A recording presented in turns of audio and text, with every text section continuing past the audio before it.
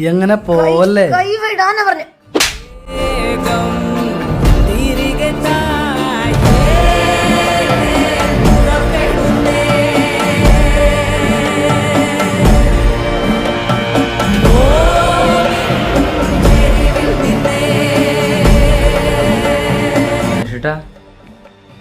എന്താ മഹേഷേട്ടാ ഒരു ടെൻഷൻ പോലെ? ഒന്നുമില്ലടാ, അച്ചു വന്നിട്ടില്ല. സാധാരണ ഈ നേരം ആകുമ്പോഴേക്കും വരേണ്ടതാ.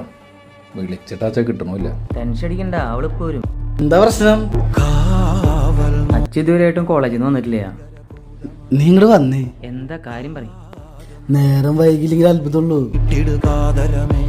അവളാള് ശരിയല്ല. അവളാരെങ്കിലും കൂടെ വിളിച്ചോടി പോയിണ്ടാവും. ഒന്ന് പതുക്കെ പറയും, മഹേഷേട്ടൻ കേൾക്കും. ഏട്ടാ എന്താടാ നേരം വൈകിയത്?